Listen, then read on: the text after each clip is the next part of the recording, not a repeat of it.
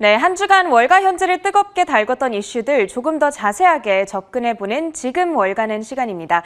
매주 이 시각에는 이분과 연결하고 있습니다. 현재 월가 현지 금융권에서 애널리스트로 근무하면서 미국 주식 유튜버로도 활약 중인 이정엽 애널리스트 함께합니다. 안녕하세요. 네, 안녕하세요. 반갑습니다. 네, 애널리스트님 오늘 다양한 내용 알차게 준비를 해주셨습니다. 저희가 바쁘게 이야기를 해봐야 될 것 같은데요. 지난주 이 시간에 이정엽 애널리스트님께서 인플레이션에 대해서 자세하게 정리를 해주셨어요. 그런데 공교롭게 이번 주에 미국 시장이 인플레이션에 상당히 민감하게 반응을 하고 있거든요. 그러면서 전일까지 큰 폭으로 하락하기도 했고요. 혹시 인플레이션에 대한 업데이트 내용이 있다면 부탁드릴게요. 네, 우선은 미국 시간으로 어제 인플레이션의 대표적인 지표인 CPI, 4월달 CPI가 발표가 되었는데 일단 작년 4월 대비 4.2%가 상승을 했습니다. 이는 3월달의 CPI인 2.6%보다 월등히 높은 수치이고 또 2008년 9월 이후로 가장 높은 수치라고 하고요. 그리고 오늘 인플레이션의 또 다른 지표인 PPI가 나왔는데 역시나 6.2%로 예상치를 상회하는 높은 수치가 나왔습니다. 그래서 이 인플레이션 수치들은 인플레이션에 대해서 우려를 하지 않았던 월가 전문가들 그리고 연준 부의장에게도 우려스러울 만한 상당히 높은 수치였다고 하고요. 추가적으로 자세한 내용 몇 가지를 말씀을 드리면 일단 3월 대비 호텔 값은 7.7%가 올랐고 이제 비행기 티켓 가격은 10% 그리고 중고차 가격도 지난달 대비 10%나 올라서 실제로 개인들이 체감하는 인플레이션이 상당하다는 것을 알 수 있고 인플레이션에 대한 우려가 현실로 되어가고 있다라고 볼 수 있을 것 같습니다. 그리고 제가 지난주 방송에서 미국 주식시장에 일어날 수 있는 세 가지 시나리오에 대해서 말씀을 드렸었는데 지금 분위기로 봐서는 지금 주식시장은 이제 가장 최상의 시나리오인 첫 번째 시나리오보다는 두 번째나 세 번째 시나리오, 즉 인플레이션은 일시적인 것이 아니라 지속적인 것이 될 것이다라고 보고 있는 것 같습니다. 네, 4월 소비자 물가지수 이 CPI가 생각보다 너무 높게 나오면서 시장이 많이 놀라는 한 주였던 것 같아요. 그러면서 미국 이 지수들이 오늘은 상승을 했지만 전일까지는 큰 폭으로 하락을 했고 그 안에서도 특히나 나스닥 지수가 큰 폭으로 조정을 받아갔거든요. 저희가 이론적으로는 알고 있습니다. 이런 성장주들, 기술주들이 저금리 환경의 수혜를 받았다. 그렇기 때문에 고금리에 민감하다 이걸 알고 있는데 조금 더 쉽게 풀어서 설명을 해주실까요?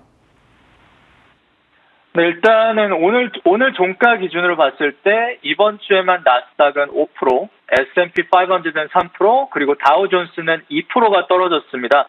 그리고 이제 나스닥이 상대적으로 많이 떨어진 이유를 생각해 보면 우선 만약에 인플레이션이 정말 심각한 수준까지 가게 된다면 금리 인상은 시간 문제다라고도 볼 수 있거든요. 그래서 말씀하셨듯이 그렇게 금리가 높은 환경에서는 이제 상대적으로 현금 흐름이 약한 고성장하는 회사들, 특히 테크 회사들은 이제 모든 현금 흐름이 미래에 있기 때문에 그 미래의 현금 흐름의 현재 가치가 금리가 올라가게 되면 더 낮아지게 됩니다. 즉 밸류에이션이 낮아지기 때문에 지금같이 인플레이션의 우려가 클 때는 테크 회사들로 구성되어 있는 나스닥이 다른 지수들보다 더 많이 떨어질 수 있다고 이해하시면 될 것 같고요. 그런 이유 때문에 이제 주식시장의 센티먼트 또한 확실히 성장주에서 상대적으로 현금 흐름이 튼튼한 가치주 쪽으로 기울고 있고 앞으로도 이 추세는 당분간은 지속될 거라고 생각을 합니다.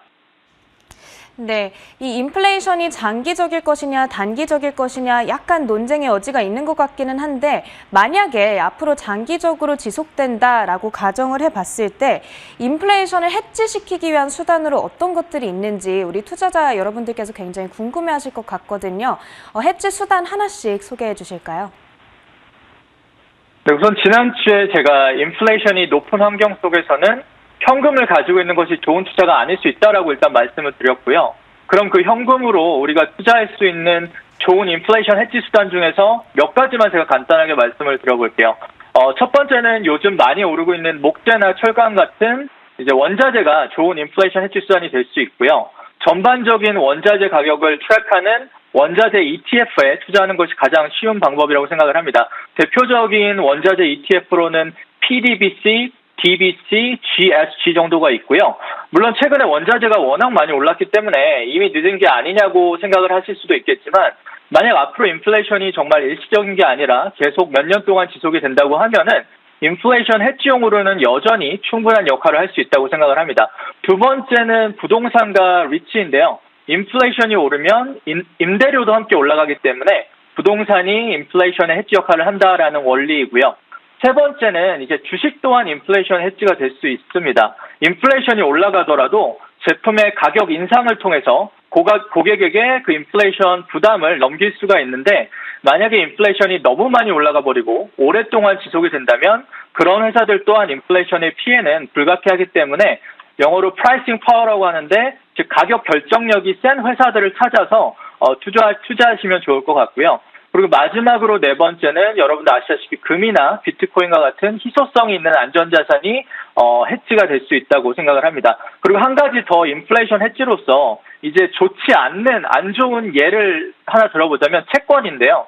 채권은 인플레이션이 올라갈수록 미래에 내가 받을 수 있는 이자 수익의 가치가 낮아진다는 말이기 때문에 인플레이션이 높은 환경에서는 오히려 현금보다도 더 안 좋은 투자가 될 수도 있습니다. 그리고 마지막으로 제가 드리고 싶은 말은 인플레이션 해지도 중요하지만 지금 같은 시기에는 특히나 분산 투자가 그 어느 때보다 중요하다고 생각을 하고요. 그래서 여러 가지 자산에 안전하게 분산 투자하시라는 말씀을 꼭 드리고 싶습니다. 네, 알겠습니다. 마지막에 말씀해 주신 대로 분산 투자를 꼭 챙기자라는 조언 저희가 잘 기억하도록 하겠습니다. 오늘 인플레이션에 대한 이야기는 여기까지 나눠보도록 하고요. 이제 도치코인에 대한 이야기로 주제를 바꿔보도록 할게요. 미국 시간으로 지난주 토요일 저녁에 SNL에 일론 머스크가 출연하면서 많은 화제를 불러일으켰었거든요. 그런데 방송을 앞두고서는 나름대로의 강세를 보이던 도치코인이 방송 이후에 70센트에서 37센트로 급락하는 흐름이 나타났거든요. 여기에 대해서 미국인들의 반응은 어땠는지 또 월가 전문가들의 반응은 어땠는지 궁금하네요. 일단 확실한 거는 이제 트럼프가 우리가 생각하는 전형적인 미국 대통령의 모습이 아니었듯이 일론 머스크 또한 우리가 아는 전형적인 CEO의 모습이 아니라는 거를 SNL에서 여지없이 보여줬다고 생각을 하고요. 우선 생각보다 되게 재미있게 잘했다라는 평이 많이 있었어요. 반면에 이제 전 세계에 5,300만 명의 트위터 팔로워를 가진 공인이 조크로 만들어진 도지코인을 이렇게 반복적으로 트위터와 방송에서 언급을 하면서 가격을 띄우는 모습은 좀 우려스럽다라는 의견이 많이 있었고요. 그리고 제가 3주 전 방송에서 말씀드렸듯이 월가에서는 도지코인을 여러 가지 이유로 진지하게 받아들이지를 않고 있고 앞으로도 그럴 것이다라고 말씀을 드렸고요. 그리고 그런 도지코인을 주기적으로 펌핑하고 있는 일론 머스크 또한 진지하게 보기는 쉽지 않다라고 생각을 합니다. 네, 그럼 지금 많은 투자자들이 상당히 궁금해하고 있는 게 월가에서는 진지하게 보고 있지 않은 이 도치코인을 도대체 왜 일론 머스크가 이렇게까지 지지를 하는지 그 이유가 조금 의문스럽거든요. 뭐 정말로 투자 자산으로서 가치가 있다고 보는 건지 아니면 조금 트렌드에 그냥 민감해서 그런 건지 애널리스트께서는 어떻게 보세요?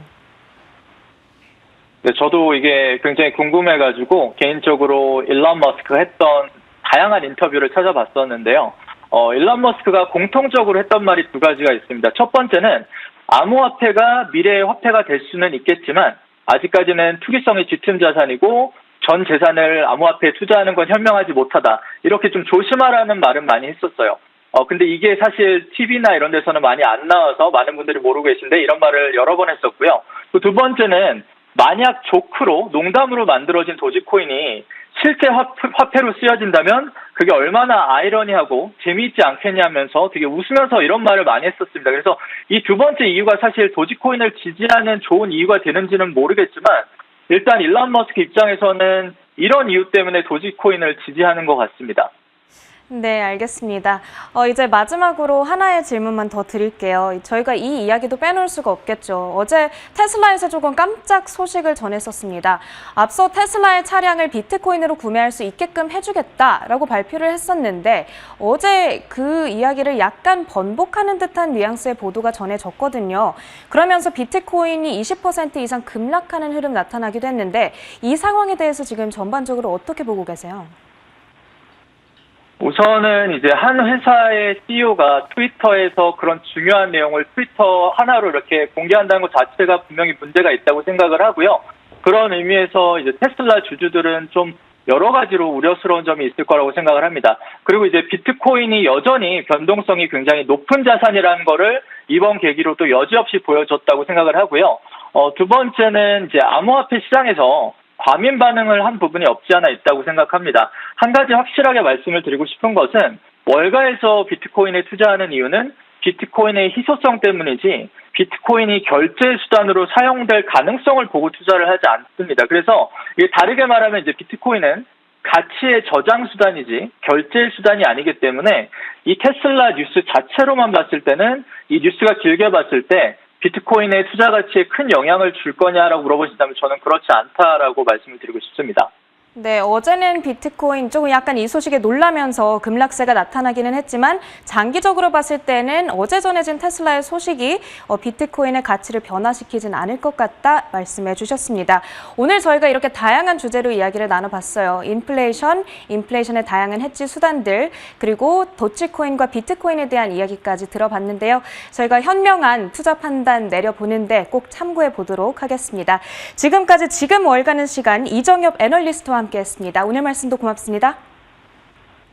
네, 감사합니다.